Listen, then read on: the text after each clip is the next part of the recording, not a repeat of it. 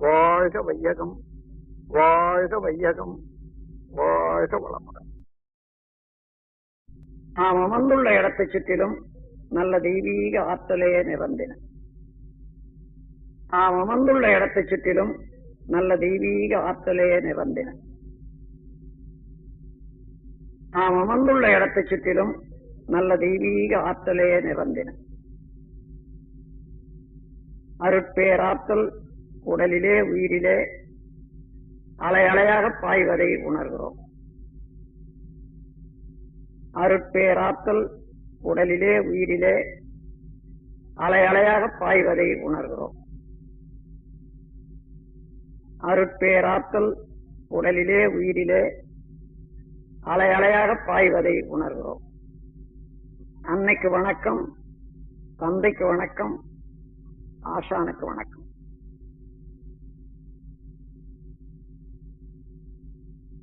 தவம் தொடங்குகிறோம். பஞ்சபூத நவகிரக தவம். பஞ்சபூதங்கள்ல பிருத்திவி, அப்பு, தேய், வாயு, ஆகாசம் என்று சொல்வார்கள். நிலம், நீர், நெருப்பு, காற்று, விண். இவற்றில ஐந்தாவது தத்துவமாகிய மண், நிலம், அதையே நாம் இப்பொழுது தவத்துக்கு எடுத்துக்கொள்வோம். நிலத்துக்கு அறிகுறியாக இந்த உலக உருண்டையே நாம் நினைவுபடுத்திக் கொள்வோம். இந்த உலக உருண்டை மிகப்பெரியது, 25,000 மைல் சுற்றளவு உடையது. மண்ணு, லோகங்கள், ரசாயனங்கள் இவற்றால் ஆனது. தன்னைத்தானே விரைவாக 1000 மைல் வேகத்துல மணிக்கு தன்னைத்தானே சுற்றி கொண்டிருப்பது. சூரியனை ஒரு நாள் ஒன்றுக்கு 16 லட்சம் மைல் சுற்றி வரக்கூடிய இத்தகைய எத்தகு கோள் இந்த நிலம் உலகம். அதனுடைய மேன்மையை மனவிரிவு கொண்டு மதித்து போற்றுவோம். அதனோடு ஒன்றி கலந்து உயிர் தொடர்பு பெறுவோம். இந்த பிரபஞ்ச பரிணாமத்துல இந்த நில உலகின் உற்பத்தி ரகசியத்தை உணர்ந்து கொள்வோம். இந்த நில உலகம் என்ற மண்ணாலும் மண்ணில் இருந்தும் இரவும் பகலும் எல்லா இடங்களிலும் எல்லா தொழில்களிலும் காப்பு பெறுவோம். மண்ணை பயனுள்ள முறையில வாழ்க்கையில பயன்படுத்திக் கொள்ளத்தக்க விஞ்ஞானத்தை வளர்த்துக் கொள்வோம். மண் என்ற நிலம் மீது, நில உருண்டை மீது மனம் செலுத்தி தவம் இயற்றுவோம்.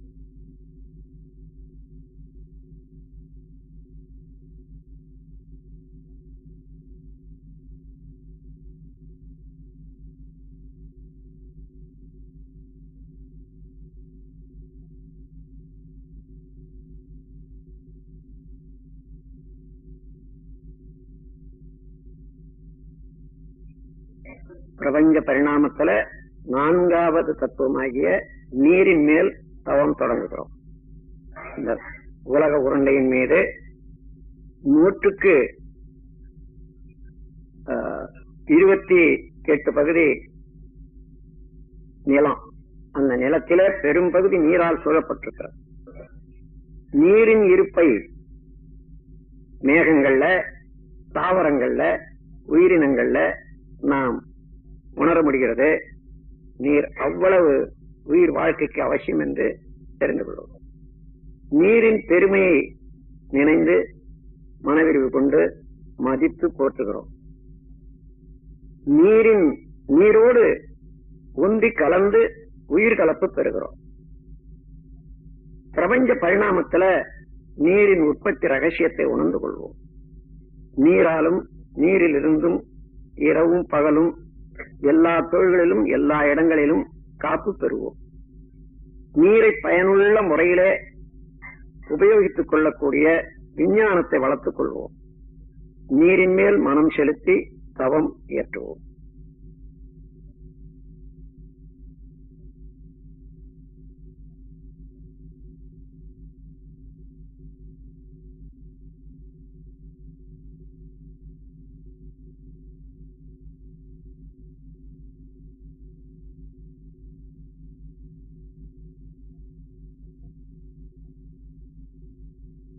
மூன்றாவது தத்துவமாகிய நெருப்பின் மீது தவம் தொடங்குகிறோம். பூமி பிறந்து கொண்டே இருக்கிறது. நடுமையத்திலே கனத்த அணுக்கள் எல்லாம் நெருக்கமாக கூடிக்கொண்டே இருக்கின்றன. அதனுடைய நெருக்கம் அணுச்சிதவு ஏற்பட்டு எப்பொழுதுமே ஒரு பெரிய நெருப்பு பூமியின் நடுமையத்தில் ஏற்பட்டு கொண்டே இருக்கிறது. அதனுடைய கனல் மேல் பகுதி வரையில வந்து உயிர்கள் வாழ்வதற்கு உதவியாக இருக்கின்றது. மனவிரிவு கொண்டு நெருப்பின் பெருமையை மதித்து போற்றி மகிழ்கிறோம். நெருப்போடு ஒன்றி கலந்து உயிர்கலப்பு பெறுகிறோம். இந்த பிரபஞ்ச பரிணாமத்துல நெருப்பின் உற்பத்தி ரகசியத்தை உணர்ந்து கொள்வோம். நெருப்பாலும் நெருப்பிலிருந்தும் இரவும் பகலும் எல்லா நேரத்திலும் எல்லா இடங்களிலும் எல்லா தொழில்களிலும் நாம் காப்பு பெறுவோம். நெருப்பை பயனுள்ள முறையிலே உபயோகித்துக் கொள்ளக்கூடிய கலையை வளர்த்துக் கொள்வோம். நெருப்பின் மீது மனம் செலுத்தி தவம் இயற்றுகிறோம்.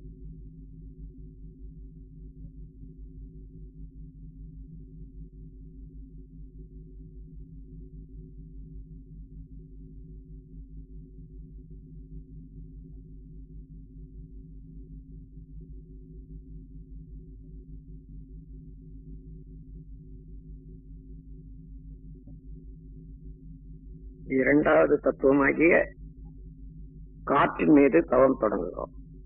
இந்த நில உலகத்தின் மீது 10 மைல் வரையில அடர்த்தியாகவும் இன்னும் கொஞ்ச தூரம் லேசாகவும் காற்று கவசம் போல இருந்து இயங்கிக் கொண்டிருக்கிறது. காற்றுதான் எல்லா உயிர்களுக்கும் ஆக்கமும் ஊக்கமும் அளித்துக் கொண்டிருக்கின்றது. மனவிரிவு கொண்டு காற்றின் பெருமையை மதித்து போற்றுகிறோம். காற்றோடு உந்தி கலந்து உயிர்கலப்பு பெறுகிறோம். பிரபஞ்ச பரிணாமத்துல காற்றின் உற்பத்தி ரகசியத்தை உணர்ந்து கொள்வோம். காற்றாலும் காற்றிலிருந்தும் இரவும் பகலும் எல்லா நேரத்திலும் எல்லா இடங்களிலும் எல்லா தொழில்களிலும் காப்பு பெறுவோம். காற்றை பயனுள்ள முறையில உபயோகித்துக் கொள்ளக்கூடிய விஞ்ஞானத்தை வளர்த்துக் கொள்வோம். காற்றின் மீது மனம் செலுத்தி தவம் இயற்றுகிறோம்.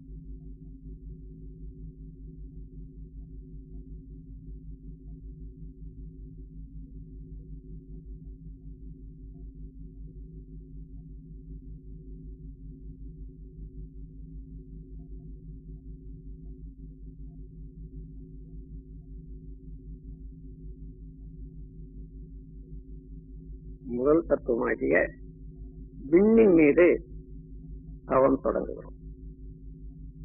இந்த பிரபஞ்ச தோற்றங்களுக்கெல்லாம் காரணமான நுண்ணிய இயக்க மூலக்கூறாகிய இந்த விண், இந்த உயிராற்றல் நமது உடலிலே உயிராற்றலாக இருப்பதே பிரபஞ்சம் முழுவதிலும்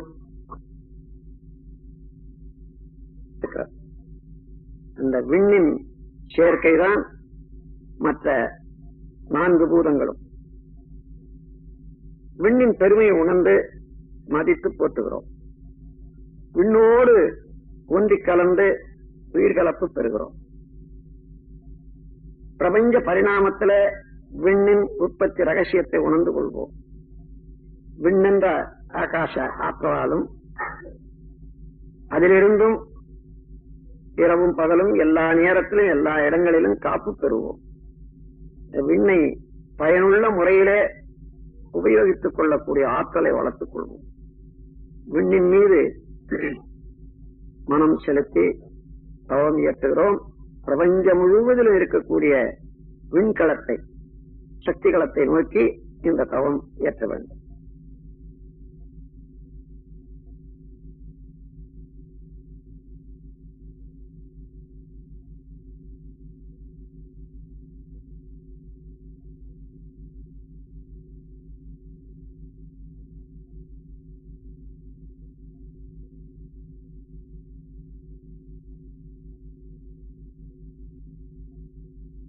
இந்த விண் நிறைந்த சக்திகளமாகிய அந்த ஆகாசத்துல, மகா ஆகாசத்துல பல கோடி நட்சத்திரங்களை பார்க்கிறோம்.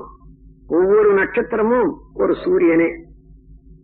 அவற்றிலே ஒரு சூரியன் தான் இப்பொழுது நம் உலகம் சுற்றி கொண்டிருக்கக்கூடிய சூரியன். அதை சேர்ந்த கிரகங்கள் எல்லாம் சூரிய குடும்பம் என்று சொல்லுகிறோம்.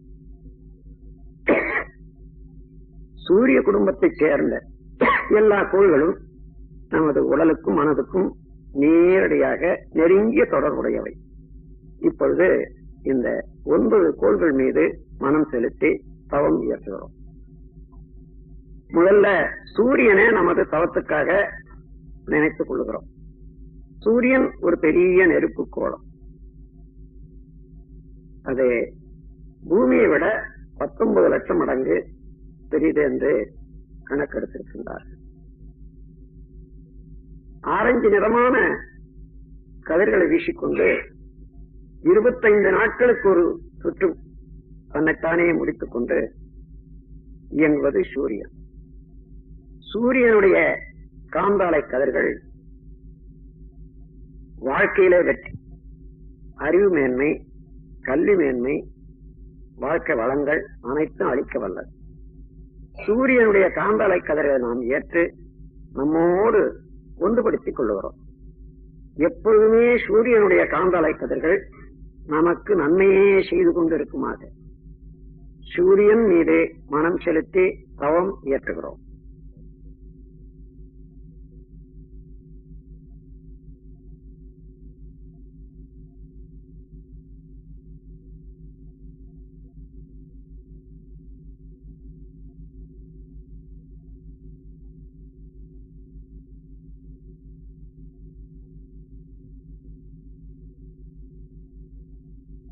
இப்பொழுது புதன் என்ற கோள் மீது தவம் தொடங்குகிறோம். சூரியனுக்கு அப்பால் 3 கோடி மைல் தொலைவிலே இருந்து கொண்டு சூரியனை வலம் வந்து கொண்டிருப்பது புதன். பசுநிறமான கதிர்களை வீசிக்கொண்டு 88 நாட்களுக்கு ஒரு சுற்று முடித்துக் கொண்டிருப்பது புதன்.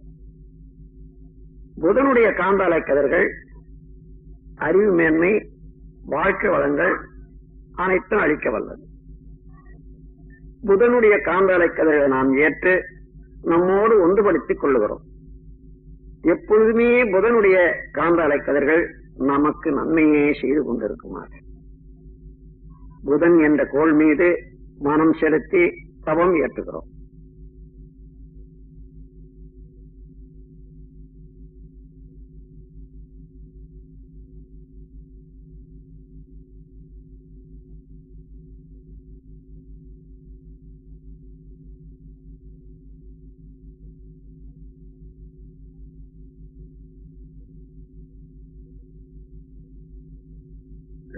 சுக்கிரன் என்ற கோள் மீது தவம் தொடங்குகிறோம். சூரியனை சுற்றி 2வது வட்ட பாதையில சுக்கிரன் 6 கோடி மைலுக்கு அப்பால் பலம் வந்து கொண்டிருப்பது. 225 நாட்களுக்கு ஒரு சுற்று முடித்துக் கொண்டு வெண்ணிறமான கதிர்களை வீசிக்கொண்டிருப்பது சுக்கிரன். சுக்கிரனுடைய காந்தாலை கதிர்கள் மகிழ்ச்சி, வாழ்க்கையில மேன்மை, நட்பு இவையெல்லாம் அளிக்க வல்லது. சுக்கிரனுடைய காந்தாலை கதிர்கள் நாம் ஏற்று நம்மோடு கொண்டுபடுத்திக் கொள்ளுகிறோம். எப்பொழுதுமே சுக்கிரனுடைய காந்தாலை கதிர்கள் நமக்கு நன்மையே செய்து கொண்டிருக்குமாக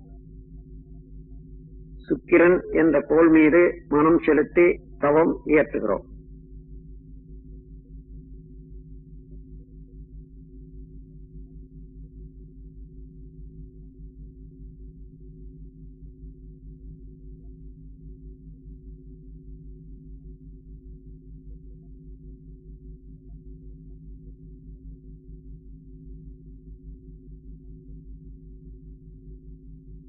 இப்பொழுது சந்திரன் என்ற கோள் மீது தவம் தொடங்குகிறோம்.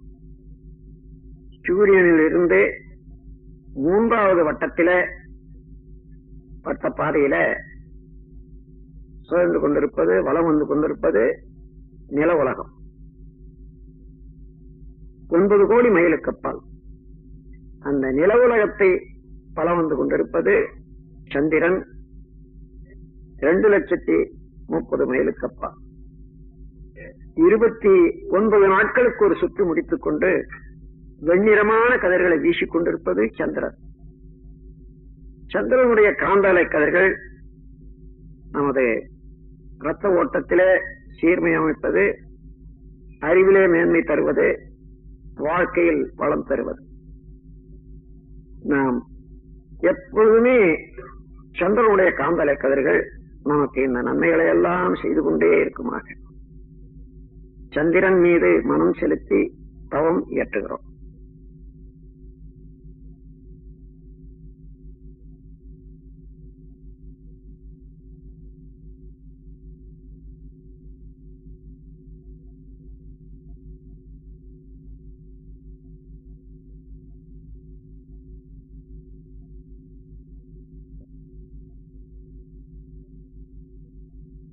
செவ்வாய் என்ற ஆற்றல் மிக்க கோள் மீது தவம் தொடங்குகிறோம். இது 4வது வட்ட பாதையில சூரியனை சுற்றி கொண்டிருப்பது 14 கோடி மைலுக்கு அப்பால் இருந்து கொண்டு 18 மாதங்களுக்கு ஒரு சுற்று முடித்துக் கொண்டு செந்நிறமான கதிர்களை வீசிக் கொண்டிருப்பது செவ்வாய். செவ்வாயினுடைய காந்தாலை கதிர்கள் அச்சமின்மை, விஞ்ஞான அறிவு, மெய்யறிவு, வாழ்க்கை வளங்கள் அனைத்தும் அளிக்க வல்லது.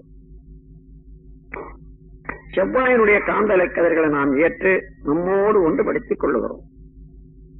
எப்பொழுதுமே செவ்வாயினுடைய காந்தலை கதிர்கள் நமக்கு நலமே செய்து கொண்டிருக்குமாக செவ்வாய் என்ற கோள் மீது மனம் செலுத்தி தவம் இயற்றுகிறோம்.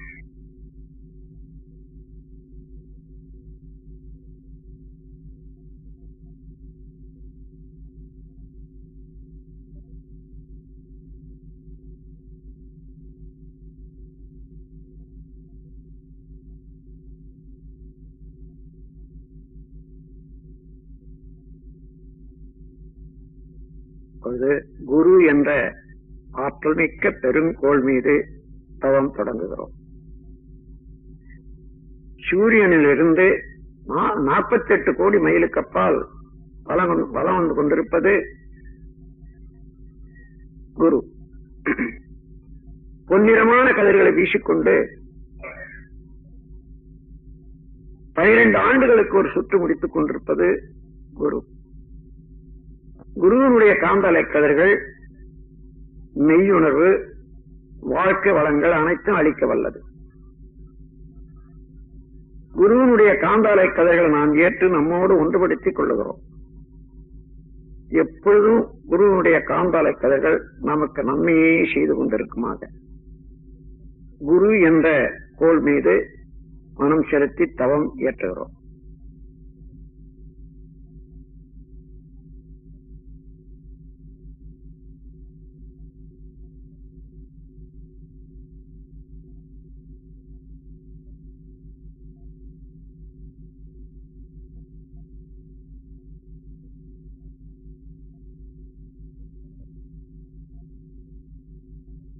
சனி என்ற ஆற்றல் மிக்க கோள் மீது தவம் தொடங்குகிறோம். சூரியனிலிருந்து 6வது வட்டப்பாதையில 88 கோடி மைலுக்கு அப்பால் பலம் வந்து கொண்டிருப்பது சனி. சனியினுடைய காந்தலை கதிர்கள் சாம்பல் நிறமானவர். 30 ஆண்டுகளுக்கு ஒரு சுற்று முடித்துக் கொண்டு சாம்பல் நிறமான கதிர்களை வீசிக்கொண்டிருப்பது சனி. சனியினுடைய காந்தாலை கதிர்கள் ஆயுள் நீளம், பொருள் வளம், மனவளம் அனைத்தையும் அளிக்க வல்லது. சனியினுடைய காந்தாலை கதிர்கள் நாம் ஏற்று நம்மோடு ஒன்றுபடுத்திக் கொள்ளுகிறோம். எப்பொழுதுமே சனியினுடைய காந்தாலை கதிர்கள் நமக்கு நன்மையே செய்து கொண்டிருக்குமாக சனி என்ற கோள் மீது மனம் செலுத்தி தவம் இயற்றுகிறோம்.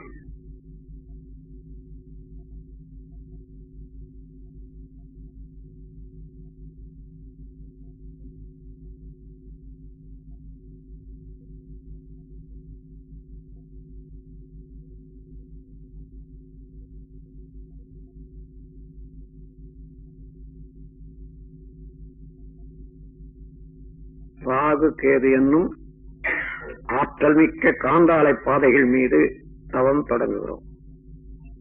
சூரியனின் நடுமையத்தில் அணுக்கள் செயலற்று நின்று விடுகிறது.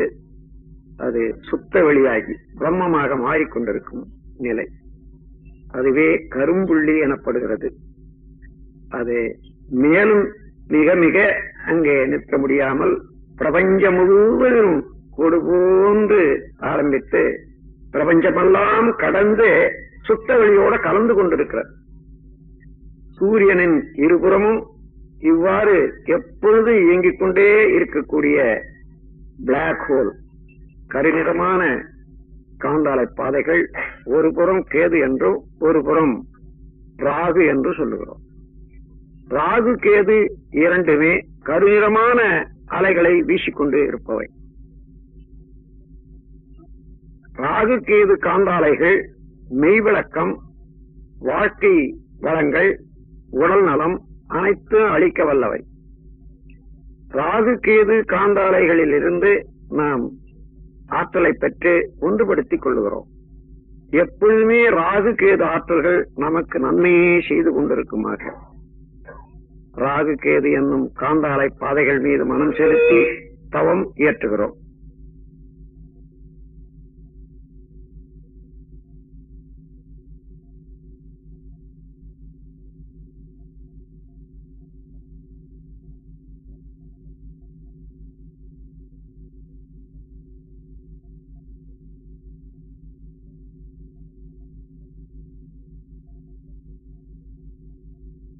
இந்த பேரியக்க மண்டலத்திலே இந்த சூரிய குடும்பத்துக்கு ஒன்று கோடான கோடி சூரிய குடும்பங்களை பார்க்கிறோம். அவைகளெல்லாம் நட்சத்திரம் என்று வழங்குகிறோம். அப்படி எல்லா நட்சத்திர கூட்டங்களையும் 12 வீடுகளாக பிரித்து இருக்கின்றார்கள். மேஷம், ரிஷபம், மிதுனம், கடகம், சிம்மம், கன்னி, துலாம், விருச்சிகம், தனுசு, மகரம், கும்பம், மீனம் என்று எல்லா நட்சத்திர தொகுதிகளில் இருந்தும் நமக்கு எப்பொழுதுமே ஆற்றல்கள் வந்து கொண்டே இருக்கின்றன. எல்லா வீட்டினுடைய எல்லா தொகுதியினுடைய ஆற்றல்களும் நமக்கு நலமே செய்து கொண்டிருக்குமாக இந்த 12 வீடுகளாக உள்ள இந்த பிரபஞ்சத்தை தாண்டி அப்பால் செல்லுகிறோம். சுத்த வெளி மெய்ப்பொருள், அந்த அதே மெய்ப்பொருள் இந்த பேரியக்க மண்டலம் முழுவதையும் அணுக்களுக்கு இடையேயும் அணுக்களுக்கு மத்தியிலேயும் இருப்பதை உணர்கிறோம். பொருள் நமக்குள்ளாக அறிவாக விளங்கிக் கொண்டிருப்பதை உணர்கிறோம். நமக்குள்ளாக அந்த மெய்ப்பொருள் என்ற சுத்த வெளியிலே கெட்டிப்பொருளாக உடல், இரத்த ஓட்டம், வெப்பம், காற்று, உயிர், இந்த 5 பௌதீக பிரிவுகளையும் உணர்ந்து கொள்ளுகிறோம். எல்லாவற்றையும் அறிவு ஆண்டு கொண்டிருப்பதை உணர்கிறோம். இதே போன்று ஒவ்வொரு மனிதரிடத்தும் ஒவ்வொரு உயிர்களிடத்தும் அமைந்திருப்பதை உணர்கிறோம். அந்த உயிர்கள் துன்பம் இல்லாத முறையில வாழும் அளவுக்கு நம்முடைய செயல்களை ஒழுங்குபடுத்திக் கொள்ளவும், துன்பம் படும் உயிர்களுக்கு இயன்ற வரையில உதவும் நாம் கருணையோடு செயல்புரிய வாழ முனைவோம். இந்த பேரறிவில, இந்த விரிவான மனநிலையில எப்பொழுதும் மறவாது இருந்து கொண்டு நம் வாழ்வை நடத்தி வருவோம்.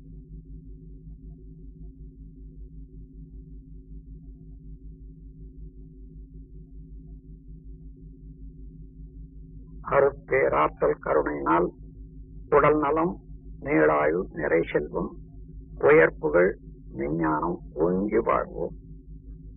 அருட்பேராற்றல் கருணையினால் உடல் நலம், நீளாயு, நிறை செல்வம், உயர்ப்புகள், விஞ்ஞானம் ஓங்கி வாழ்வோம்.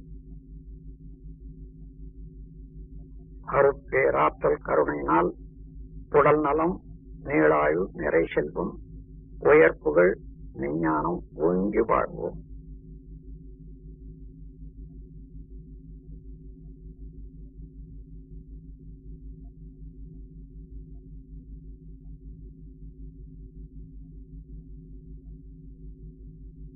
வாழ்க்கை துணைவரை நினைந்து வாழ்க வளமுடன் என்று வாழ்த்து கூறுவோம்.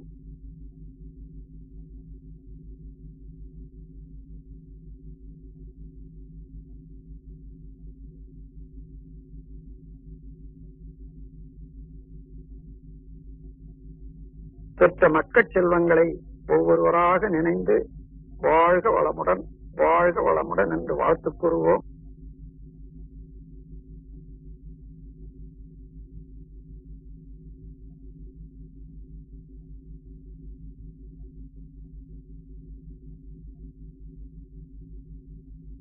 உடன் பிறந்தோர்களையும் நினைந்து ஒவ்வொருவரையும் வாழ்த்துவோம்.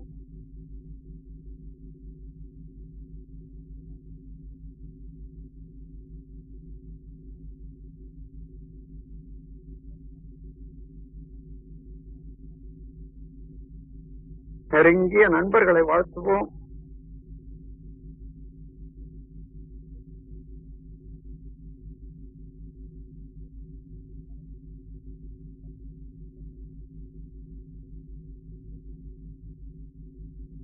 தொழில்துறையிலே கடமையிலே தொடர்புடையவர்களை எல்லாம் ஒவ்வொருவராக வாழ்த்துக் கொள்வோம்.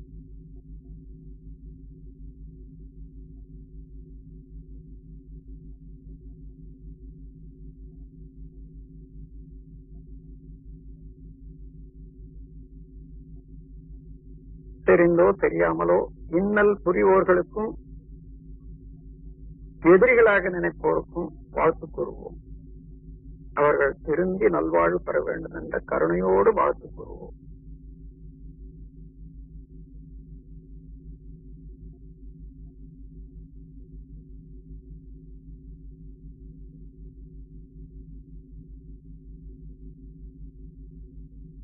வாழ்க வையகம் வாழ்க வையகம் வாழ்க வளமுடன்.